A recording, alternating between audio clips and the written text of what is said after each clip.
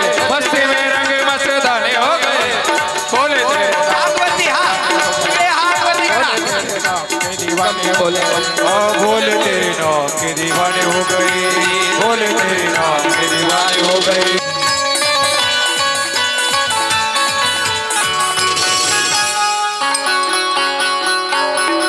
क्या बात है, वाह.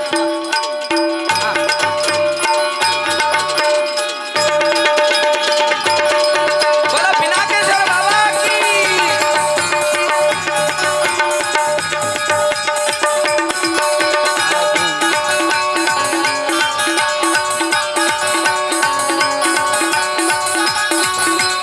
ओम नमः शिवाय बोलो. ओम नमः शिवाय. ओम नमः शिवाय ओम नमः शिवाय. ओम नमः शिवाय बोलो. ओम नमः शिवाय. ओम नमः शिवाय ओम नमः शिवाय ओम नमः शिवाय बोलो. ओम नमः शिवाय. ओम नमः शिवाय ओम नमः शिवाय ओम नमः शिवाय बोलो. ओम नमः शिवाय. ओम नमः शिवाय ओम नमः शिवाय काय. वरती हात करा सगळ्यांना आपले नमः शिवाय. नमः शिवाय ओम नमः शिवाय बोलो. ओम नमः शिवाय. ओम नमः शिवाय ओम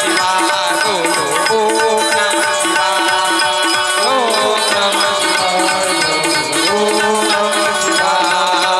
ओम नमः शिवाय बोलो. ओम नमः शिवाय. ओम नमः शिवाय ओम नमः शिवाय ओम नमः शिवाय बोलो. ओम नमः शिवाय. ओम नमः शिवाय नमः शिवाय बोलो पिनाकेश्वर भगवान की. ओम नमः शिवाय बोलो. ओम नमः शिवाय. ओम नमः शिवाय बोलो. ओम नमः शिवाय. ओम नमः शिवाय. ओम नमः शिवाय. नमः पार्वती पतये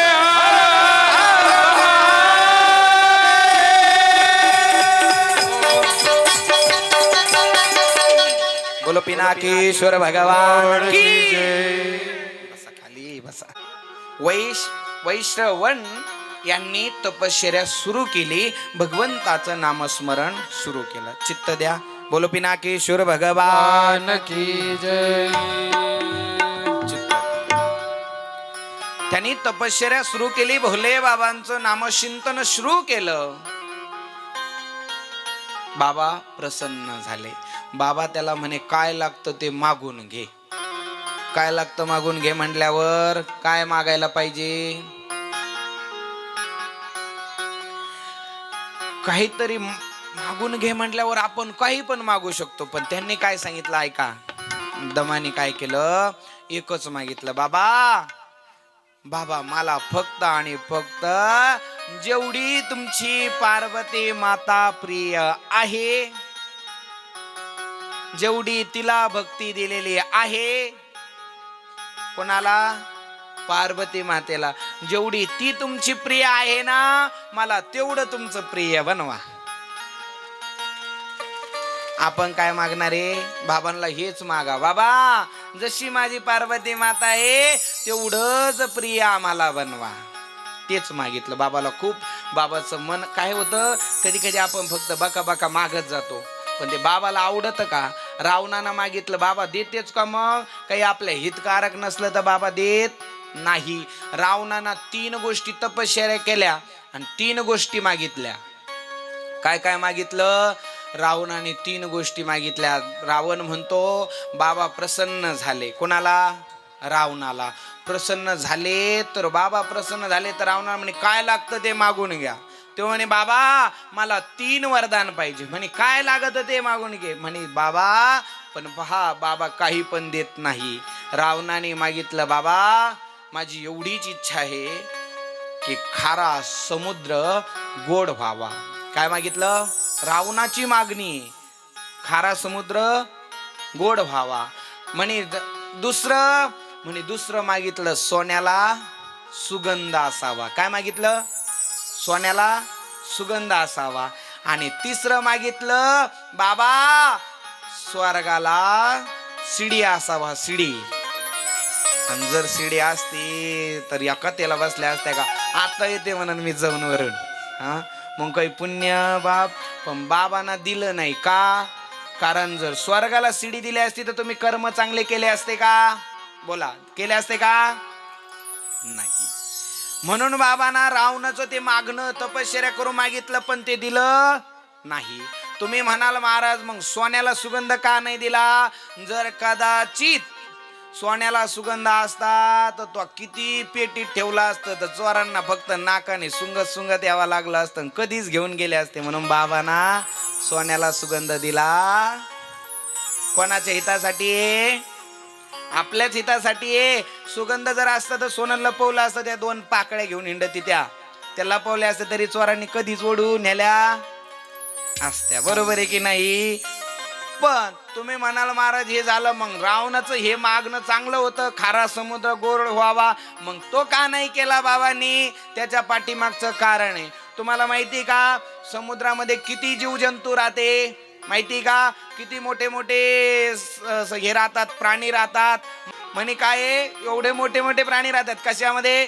समुद्रामध्ये. पण एवढे मोठे मोठे प्राणी राहतात. मग जर कदाचित समुद्र गोड असतात, तो जर प्राणी मेला तर त्याच्यावाले जे जीव जंतू त्याचा वास त्याच्यावालं सोडून कितीतरी समुद्र कडाचे लोक कितीतरी त्या दुर्गंधीना त्या आजारांना मरण पावले असतं. पण खारा असल्यामुळे तो बाहेर काहीच त्याचं नुकसान होत नाही. हे बाबांनी त्याला वरदान दिलं नाही. 3 वरदान होते पण 3ही चांगले होते म्हणून बाबांनी दिले नाही. आणि तिथं आता ह्या वैश्रवांना काय मागितलं? तोच कोण आहे? बोला ना. अगोदर कोण होता तो आधी कोण होता? दम होता. तरी पण तो काय तो आता बाबा तो चोर होता. आधी कोण होता? आधी चोर होता. बाबा आता एवढे प्रसन्न झाले, त्याने काय मागितलं बाबांना? बाबा आता फक्त मला पार्वती मैयावर जेवढं प्रेम करतात का तेवढंच द्या. पण बाबांनी सांगितलं नाही गड्या, तुला एवढं नाही. तर बाबांनी त्याला दिलं काय? बाबांनी सांगितलं तुला कुबेर पद देतो. कुबेर पद, धनाचा राजा. कोण? धनाचा राजा. देह हे काळाचे, धन कुबेराचे, येथे मनुष्याचे काय आहे? अहो काय दिलं? देह हे काळाचे, धन कोणाचं आहे? मग कुबेराचं धन आहे, तुमचं नाहीये. कुबेराचे ज्यावेळेस तुम्हाला धन घ्यायचं तर कुबेराची परवानगी लागते. परवानगी काय लागती? परवानगी, तरच तुमच्याकडे धन टिकतं. नाही तर आशा करते ना असं पुन्हा जमा करावं लागत. काय धन टिकत नाही. धन कुबेराचं आहे. देह कोणाचा आहे? काळाचा आहे. देह काळाचा आहे, धन कुबेराचं. येथे मनुष्याचे काय आहे? आपलं काहीच नाही आहे इथं. म्हणून तिथं चोराला पण बाबांना काय दिलं? कुबेर पद. फक्त दिवा लावला. दिवा काय केलं? दिवा लावला. एकदा तुम्ही पण दिवे लावा ना. हा नाही लई दिवे लावेले तुम्ही, पण दिवा लावा देवाच्या दारात. काय करा? दिवा लावा. दिवा जिथं दिवा लावला भोले बाबा प्रसन्न होतात.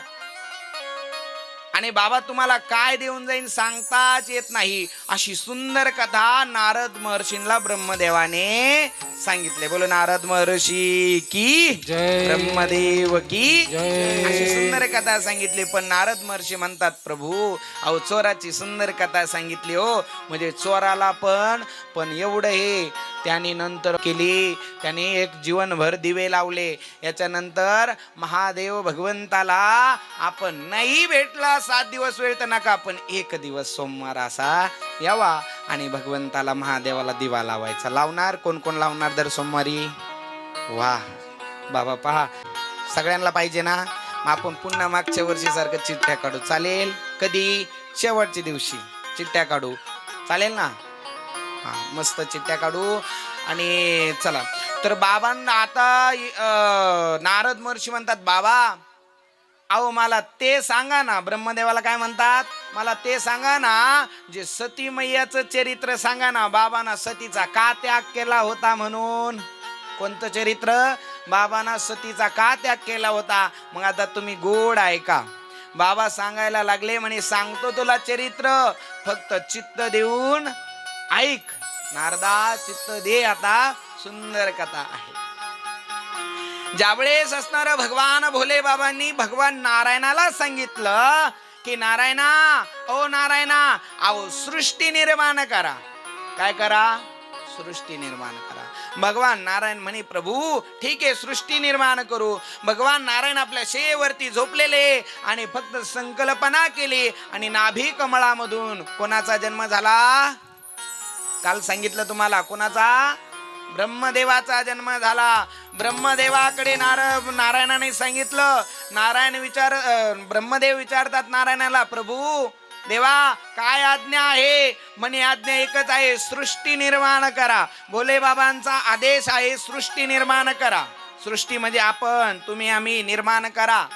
तर सांगितलं ठीक आहे. जशी आज्ञा घेतली आणि आपल्या भवयापासून ऋषी बनवले. काय? आपल्या शरीरापासून ऋषी बनवले. पण जे जन्माला यायचं का, ज्यांना बनवलं का, ते जन्माला येत्या क्षणी तपश्चर्याला पळून जायचे. हा मायेमध्ये अटकायचं नाही. आता तुम्ही सांगा, जे जन्माला आलं संसार करायला कोणीच राजी नाही. जे आलं ते तपश्चर्याला पळून जायचं. पहिले 6 ऋषीवर्य आले, ते तपश्चर्याला गेले. नंतर आणखीन काही ऋषीवर्य जन्माला आले, ते तपश्चर्याला गेले. पण असणार ब्रह्मदेवाला वाटलं अशी सृष्टी निर्माण होणार नाही. लक्ष द्या, अशी सृष्टी निर्माण होणार. मग कशी करायची? मग ब्रह्मदेवाला वाटलं आता आपल्याला मेथून सृष्टी निर्माण करावा लागेल. कोणती सृष्टी? मेथून सृष्टी निर्माण करावा लागेल. म्हणून ब्रह्मदेवाने आपल्या डाव्या बाजूना मनु हे काय काढले? त्यांना जन्म दिला मनु. आणि उजव्या बाजूने काढले शत्रुपा. हे दोघं पती पत्नी. यांना दोघांना जन्म दिला आणि दोघांना सांगितलं कोणी? आपण सगळ्यांचे, त्यांचे मनु आणि शत्रुपाचे बरं का आपण सगळे.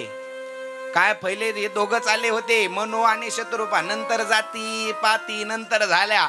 अगोदर बाबांनी सांगितलं आणि इथं मनु आणि शत्रुपाचे आपण पुत्र आहोत, आपण यांचे वंशज आहोत. ते ब्रह्मदेवाने तयार केले होते आणि त्यांनी तयार केलं. त्यांना सांगितलं तुम्ही सृष्टी निर्माण करा. सृष्टी निर्माण करा म्हणल्यावर ते सृष्टी निर्माण करायला त्यांनी सांगितलं अशी नको आम्हाला, आम्हाला काहीतरी आमच्या पोटी देवांनी जन्म घ्यावा, भगवतीने जन्म घ्यावा, आमची अशी इच्छा आहे. काय? तुम्हाला पण आई जर असणारी जी शत्रुबा होती तिला वाटलं आपल्या पोटी उदरी देवीना जन्म घ्यावा. पण लक्ष द्या आई, तिनं पहिले तपश्चर्या केली. कारण भक्त जन्माला येण्यासाठी आईची कुस आधी पवित्र लागती, तरच भगवत भक्त जन्माला येतो, कोणाच्या उदरी येत नाही. तेव्हा आईची कुस पवित्र लागते, तेव्हा संस्कारी लेकर जन्माला येतात. काय?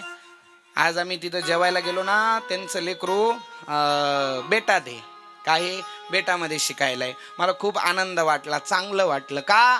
कारण आपले लेकर संस्कारी जन्माला यायला भाग्य लागतं.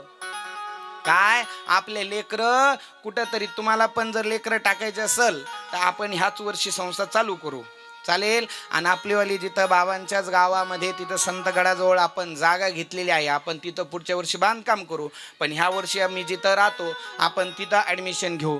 कोणाला वाटतं की आपले लेकर टाकावावरती बोर्ड करा बरं, चांगले पुत्र जन्माला यावा म्हणे मनु आणि शत्रुपाने काय केली? तपश्चर्या केली. चांगले पुत्र, संस्कारी पुत्र जन्माला यावा म्हणून चांगली तपश्चर्या केली. तपश्चर्या केली आणि जन्माला आल्या 3 कन्या. काय? 3 कन्या आणि 2 पुत्र शत्रुपाला जन्माला आले. शत्रुपा ही पत्नी आहे, मनु हे काय? हे पती आहे. यांना 2 पुत्र आणि 3 पुत्री जन्माला आल्या. त्यापैकी असणार दक्ष प्रजापतीला एक पुत्री दिली, तिचं नाव प्रसूती. काय तिचं नाव? प्रसूती. ती असणारी 3री कन्या ही कोणाला दिली? दक्षाला दिली. दक्ष प्रजापतीला ती कन्या दिली आणि तिच्यापासून पुत्र, तुम्हाला कालही सांगितले किती पुत्र जन्माला आले होते. जन्माला आले. आणि तिला असणाऱ्या आतापर्यंत बर का, तशा अनेक कन्या सांगितल्या, आतापर्यंत तिला झाल्या 12 कन्या झाल्या. किती? 12. 13वी कन्या झाली स्वाहा. तिचं नाव काय होतं? 13व्या कन्याचं नाव काय होतं? स्वाहा. ती कोणाला दिली? यज्ञाला, अग्नीला दिली. अग्नीला. कोण? स्वाहा ही अग्नीला दिली आणि दुसरी झाली ती स्वधा. ती स्वधा दिली पितरांना दिली. पितरांना कोण? आपण तेव्हा अग्नी यज्ञ चालतो तेव्हा काय म्हणतो? स्वाहा. म्हणजे पहा, अग्निदेवताची पत्नी येते, पण अग्निदेवताला पण बायकोचं नाव घेतल्यावर आनंद होतो, म्हणून यज्ञात पण तिच्या बायकोचं नाव घेतलं जातं स्वाहा. भूदेवता म्हणत नाही का? ओम गणानान्वा गणपतिं हवामहे प्रेणान्वा प्रेपतिं हवामहे निधीनान्वा निधिपतिं हवामहे वजो मम अहम जानि गर्भधमत्वम जासि गर्भधम असं बोलतात आणि स्वाहा एवढं सांगायला बसलं तर तुम्ही काय नको वाजू. काय स्वाहा ही कोणाला दिली? जोराने अग्निदेवताला. आणि स्वधा ही कोणाला दिली? पितरांना. ज्यावेळेस तुम्ही पितरांना पाणी देतात, पितरांना पाणी कशाने देतात? अंगुष्ट्याच्या बाजून देत असताना काय म्हणायचं मग? स्वधा. स्वधा बोलतानी पितर आपल्यावरती खुश होतात. अंगठ्याच्या बाजूने पाणी दिलं तर कोणाला पोचत? पितरांना. पितर म्हणजे कोण? आपलेच आजोबा पंजोबा, त्यांना ह्या अंगठ्याच्या बाजूने पाणी द्यायचं राहतं. सगळ्या बोटांचे वेगळे वेगळे काम आहे. ह्या बोटाचं काम काय आहे? दिशा दाखवून द्यायचंय. साखरपुड्याला बी काहीतरी काम आहे ना? आहे का? तो साखरपुडा झाला नाही, सुपरीतच फोल्ड. बोटाचं काम आहे दिशा दाखवण्याचं, बरोबर. ह्या बोटाचं काम आहे दात घासायचं, आहे का नाही? पाय तिच्या तोंडात दात नाही. काय आहे हे? कशाचं आहे? दात घासायचं बोट आहे. आणि हे बोट कोणत्या कामाचं आहे? देवाला गंध लावायचा. स्वतःला गंध लावायचा. संत ज्या बोटाने आपण दात घासतो, आता ते घासत नाही, हे स्वतःला गंध लावायचा ह्या बोटाने लावावा. आणि देवाला गंध, संतांना गंध लावायचा ह्या बोटाने लावायचा. म्हणजे हे बोट काय कामाचं आहे? दिशा दाखव. बोला ना तुम्ही. दिशा दाखवायची. हे बोट कशाचं आहे? हे बोट कशाचं आहे? हा. आणि हे बोट कशाचं आहे?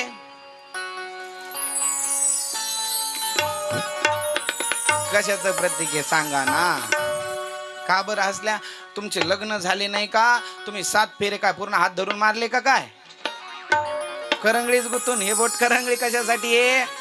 हा, यालाच गुतून फेरे मारले ना. पण इथं ऐका ना, 7 फेरे मारतात. कोणत्या बोटाला? इथं फेरे मारितो आणि इथून पाणी सोडितो. इथं गुतला का जाम झाला, आणि इथून पाणी सोडलं का मोकळा झाला. लक्षात आलं का? इथं गुतो तो जाम, परत निघायचं कामच. आणि इथं सोडलं का त्यावेळेस म्हणतात म्हातार मेलं तरी अंगठा घ्या, अंगठा घ्या. म्हातारे कागदोर मेलेल्या, मी असं पाहिले, मेलेल्या बापाचा अंगठा घेतात. गेला तू, काहीच कामाचं नाही. चला, तर एक पुत्री दिली. स्वाहा कोणाला दिली? स्वाहा अग्नीला.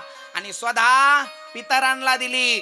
पितरांना दिली. ह्या 2 कन्या दिल्या. पण आता झाली किती झाल्या? पहिल्या 12, 13 आणि 14वी कन्या स्वधाला दिली. आता 15वी कन्या जन्माला यावा ही इच्छा होती. कोणाची? दक्षाची इच्छा होती आणि प्रसूतीची इच्छा होती की आता आमच्याकडं भगवतीने जन्म घ्यावा. म्हणून दोघांनी तपश्चर्या सुरू केली. कोणी कोणी? दक्षाने आणि प्रसूतीने तपश्चर्या सुरू केली. सुंदर तपश्चर्या चालू होती. असणारी भगवती मातेची तपश्चर्या करता करता साक्षात भगवती माते तिथं प्रगट झाली आणि त्याने तपश्चर्या सुरू केली. काय तपश्चर्या? भगवतीची तपश्चर्या सुरू केली. नारायणी नारायणी जय मा दुर्गे नारायणी. नारायणी नारायणी जय मा दुर्गे नारायणी. नारायणी नारायणी जय मा दुर्गे नारायणी. नारायणी नारायणी जय मा दुर्गे नारायणी. ओ नारायणी नारायणी जय मा दुर्गे. हात वरती करा. नारायणी नारायणी जय मा दुर्गे नारायणी. ओ नारायणी नारायणी जय मा दुर्गे नारायणी. हा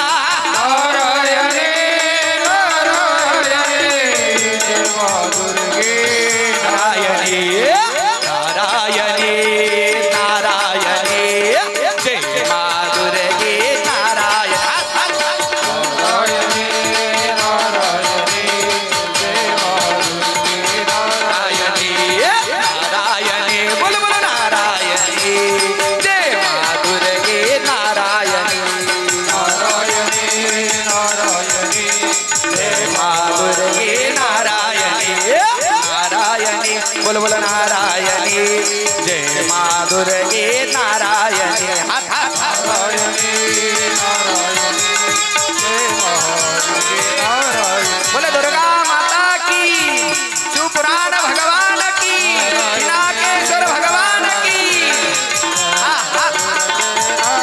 नारायणी बोल बोल नारायणी जय मा दुर्गे नारायणी हात हात नारायणी नारायणी जय महाराजे नारायणी नारायणी बोल बोल नारायणी गे नारायण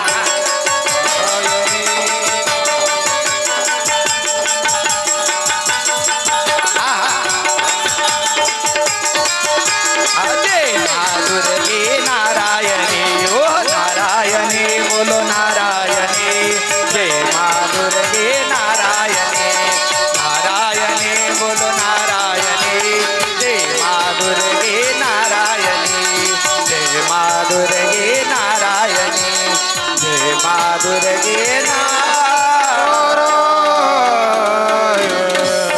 सुरू केली भगवतीची उपासना करायला लागला त्या क्षणी भगवती माता तिथं प्रगट झाली दक्षा महाग काय लागतं तुला काय काय लागत ते मागून घे दक्ष म्हणतो आई हे आई अगं मी आतापर्यंत भरपूर लेकरांना जन्म दिला भरपूर कन्यांना जन्म दिला पण आई एकच इच्छा आहे का तू माझ्या उदरी जन्म घ्यावा आई तुम्ही तपश्चर्या करा आणि बाबांना हेच मागा की बाबा तुम्ही माझ्या उदरी जन्म घ्या बाबा स्वतः जन्माला नाही पण कमीत कमी संस्कारी लेकरू तेच बाबाचं स्वरूप समजायचं आणि त्यालाच बाबांसारखं चांगलं बनवायचं काय मागितलं दक्षाने मागितलं आई तूच ये माझ्याकडं जन्माला ये आईने सांगितलं दक्षा मी येईल रे काय मी येईल पण एक गोष्ट लक्षात राहू दे दक्षा मी तुझ्या पोटी जन्म घेईन पण ज्या क्षणी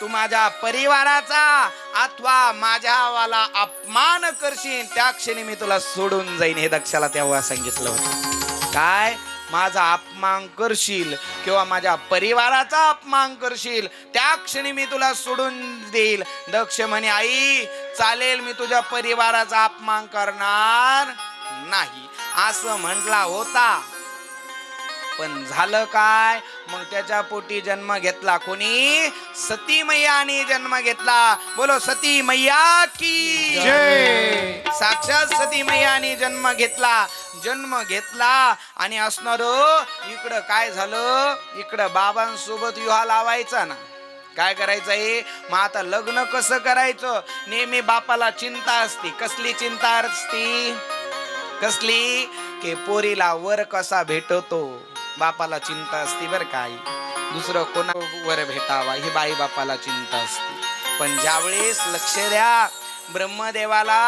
ब्रह्मदेवाकडे गेले ब्रह्मदेवाला सांगितलं बाबा ओ ब्रह्मदेवा माझ्या पतीचा वर सांगा ना कोण आहे माझ्या मुलीचा पती कोण आहे सांगा ना बाबांनी सांगितलं तुझ्या मुलीचा वर आहे साक्षात भोलेनाथ पण दक्षाला आनंद नाही झाला म्हणे तो ज्याच्या अंगावर कपडे नाही ज्याला रायाला घर नाही आता उद्या सुंदर येईन बघा भोले बाबाचा विवाह करायचा आहे ना उद्या तेच आता बाबांसोबत विवाह होणार पण बापाला काळजी असते आईला काळजी असते कुणाची आपल्या लेकराच्या लग्नाची काळजी असते आईला वडिलांना हीच काळजी असते ज्यावेळेस सतीचा विवाह बाबांसोबत झाला सतीला वाटी लावायला लागले साक्षात देवादिदेव महादेवासोबत विवाह झाला तरी दक्ष आनंदात नाहीये तरी दक्ष दुःखी आहे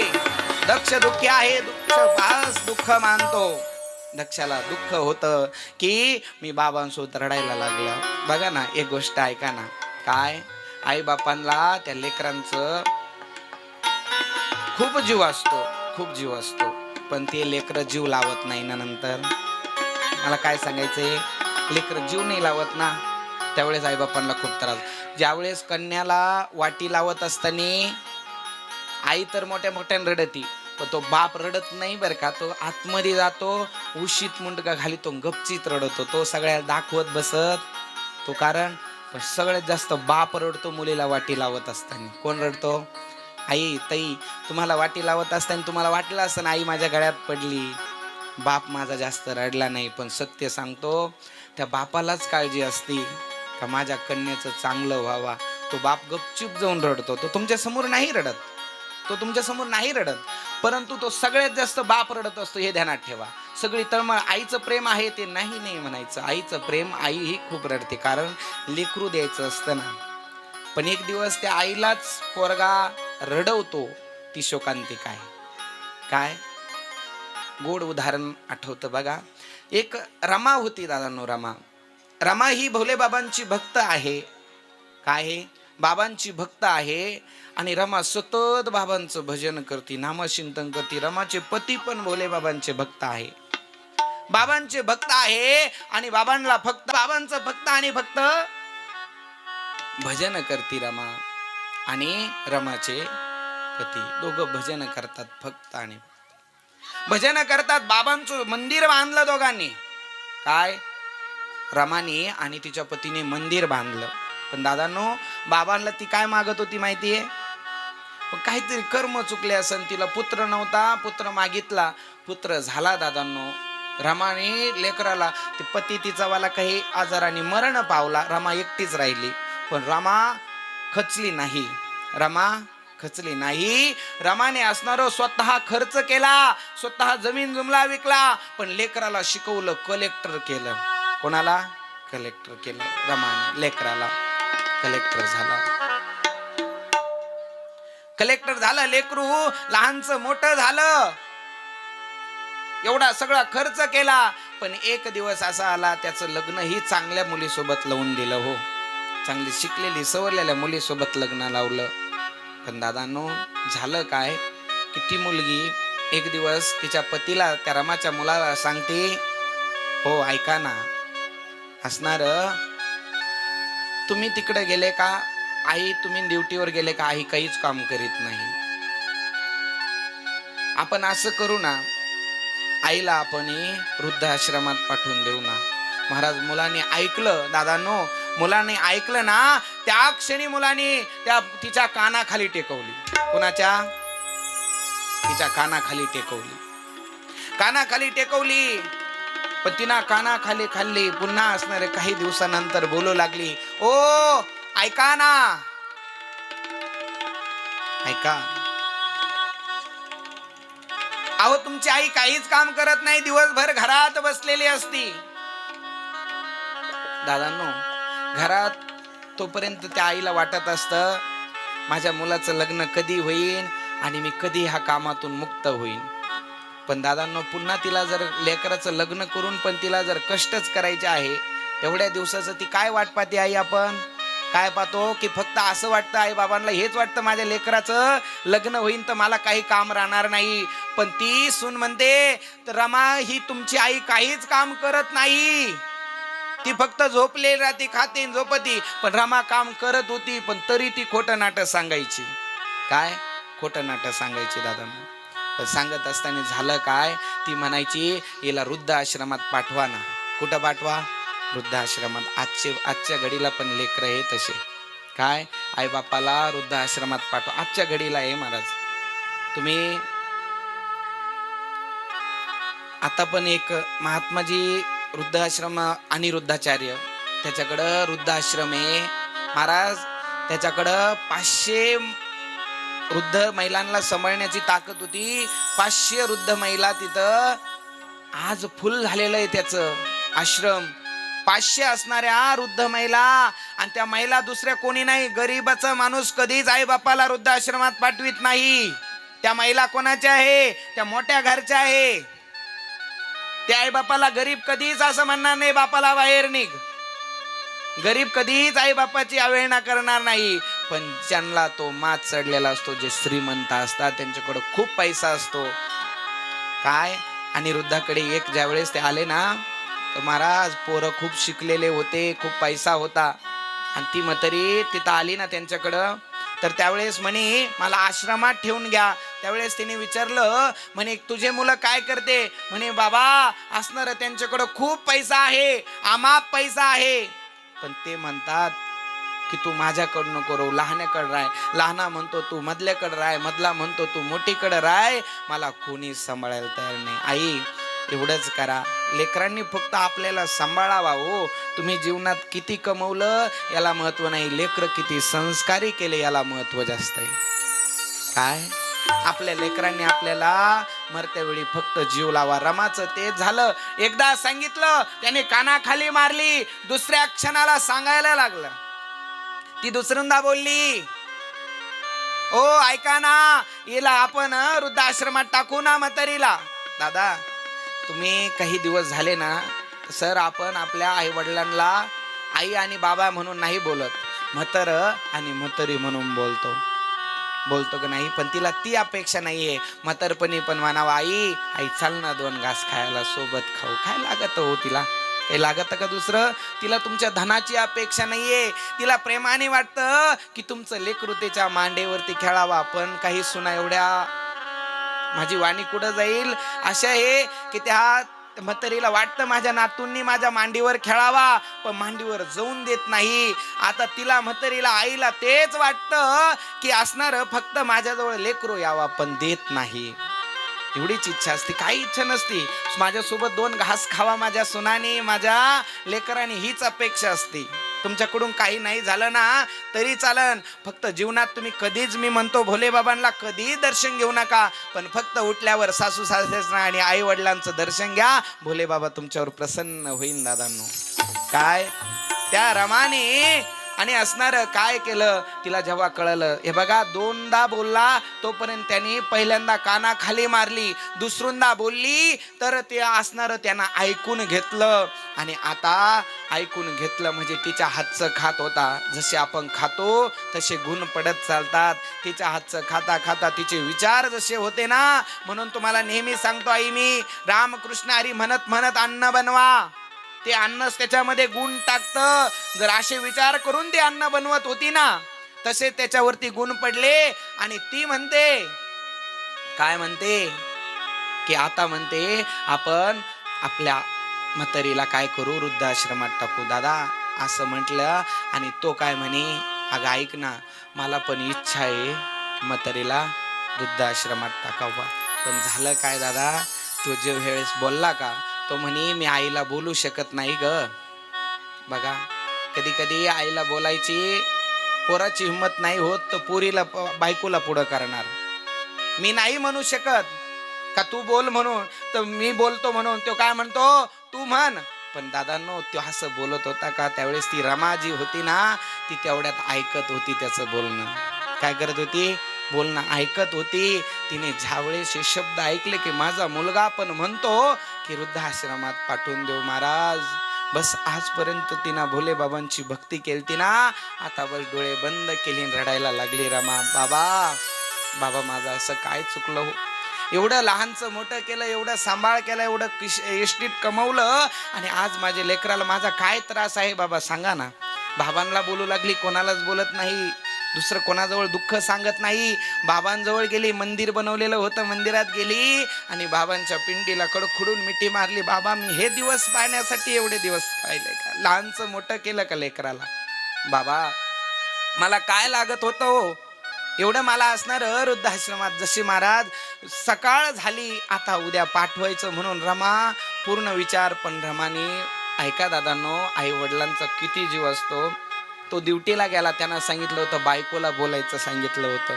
काय केलं होतं? बायकोला सांगितलं तू बोल आईला का जाय म्हणून, तू बोल वृद्धाश्रमात पाठवतो म्हणून, आपण आईला काही पैसे बी पाठवत जाऊ म्हणे. पण दादांनो जसं ती बोलली, आई अहो सासूबाई तुम्ही आता वृद्धाश्रमात जा, तिनं आधीच ऐकलेलं होतं, ती पूर्णपणे तयार होती, पूर्ण बॅग पण भरलेली होती. पण हा ड्युटीला गेला ना, तिकडून तेवढ्यात फोन आला, रमाच्या सुनबाईला फोन आला, अहो ऐकलं का, तुमचा पती देवाचा ऍक्सिडेंट झाला आणि ते कोमात आहे. कोमात कुठं आहे? कोमात आहे असा फोन आला. त्या क्षणी रमाने फक्त फोन ऐकला, वृद्धाश्रमात पाठवित होते. रमाकडे महाराज जसं कळालं, सांगितलं कोमात गेला, कितीतरी आता पैसा लागन तरच याचा जीव वाचल. रमा म्हणते, इथं पत्नी बोलते, आता मी काय देऊ, माझ्याकडं काहीच नाहीये. पण दादांनो, जसं आईनं ऐकलं ना, आईच्या गळ्यामध्ये काही होतं सोनं नाणं, कानातलं तिनं ठेवलेलं होतं तेवढं जपून. म्हणून सांगतो, थोडंसं जपून ठेवा, थोडंसं जपून असू द्या आपल्याकडं. काय तेवढं होतं बघा. इथं पत्नी काहीच नाही, पत्नी म्हणते आमच्याकडं काहीच नाहीये. पण असणार जसं तिच्या आईच्या कानावर शब्द पडले, सगळं सोनं नाणं पिशवीत घेतलं. पण तिकडं पत्नी लगेच धावत पळत गेली. पत्नी गेली कुठं? दवाखान्यात गेली. रमा तिकडं नाही पळली. रमा जसं फोन ऐकला ना, रमाचे आईचे पाय असे थरथर थरथर कापायला लागले. माझ्या लेकराला, माझ्या लेकराचा ऍक्शन झाला, कोमात गेलं, माझं लेकरू जगत का नाही, माझं लेकरू जगत का नाही म्हणून विचार नाही, फक्त बाबांकडे गेली आणि भोले बाबांजवळ जाऊन रडायला लागली. काय रडायला लागली आणि बाबांना बोलू लागली, बाबा, अहो बाबा, जर आजपर्यंत मी भक्ती केली, बाबा मला काय नको हे, बहा एवढंच मागते का माझ्या लेकराला मरून देऊ नको. ते लेकरू तिला वृद्धाश्रमात पाठीत होतं आणि आज ती काय मागिती की माझ्या लेकराला मरून देऊ नको. काय लागतं हो आईला? हेच मागत होती का माझ्या लेकराला मरून देऊ नको. बाबांकडे गेली. इकडं कळालं की आता कोमात हे शेवटच्या क्षणाला आहे. महाराज, रमाला माहिती होतं की राहील का नाही माहिती नाही, परंतु रमाने केलं काय? दुसरं काहीच नाही. बाबांच्या वरचं बिल्व पत्र घेतलं, बाबांचं जिथून आपण स्नान घालतो ना ते जल घेतलं आणि घेऊन गेली दवाखान्यात गेली. आपल्याकडं जेवढं बिल सोनं नाणं एका पिशवीत घेतलं. महाराज, पत्नीना काहीच नाही घेतलं, पण असणारा आईना घेतलं. जो मुलगा आईला वृद्धाश्रमात पाठीत होता तिथं गेले आणि सगळे बोलू लागले की आता तुझा पुत्र, डॉक्टरनी सांगितलं देव भरोशी जगणं मुश्किल आहे, उठन म्हणून मुश्किल आहे, उठणार नाही. पण रमाला माहिती होतं माझी भोले बाबांवर भक्ती आहे, माझे बाबा काहीच होऊन देणार नाही. रमाने काहीच नाही केलं. जशी रमा गेली आणि बस त्याच्याजवळ भोले बाबांचं ध्यान करू लागली आणि ते बिल्वपत्र घेतलं. हा मरायच्या तोंडावर आहे, आता जातो की काय, पण त्या क्षणाला रमाने ते बिल्वपत्र घेतलं, त्याच्या मुखात घातलं. वरून जे तीर्थ होतं, बाबांचं चरणामृत होतं, ते चरणामृत रमाने लेकराच्या 2 थेंब तोंडात टाकलं. त्या क्षणी त्याच्या लेकराचे डोळे उघडले. बोले पिनाकेश्वर भगवान की जय. दादांनो बघा, लेकरू पाठवीत कुठं होतं? आईला वृद्धाश्रमात पाठवित होतं. परंतु तरी देखील आईचा भाव पहा. बाबांना एकच मागितली, माझ्या लेकराला सुखात ठेव. हे आईचाच भाव असू शकतो, दुसरा कोणाचाच नाही बरं का. तर त्यावेळेस इथं असणार दक्षाला आणि प्रसूतीला काय होतं, देवा प्रार्थना करीत होती. भोले बाबांसोबत विवाह झाला, पण विवाह झाला ना, सतीचा विवाह झाला. इकडं असणार आता बाबांना तिचा त्याग होता, सती सोबत त्याग केला तर त्यावेळेस झालं काय म्हणे असणार, इकडून लगेच बाबांनी तिचा त्याग का केला तुम्हाला मी ते उद्या सांगतो, कारण आता वेळ नाही ना.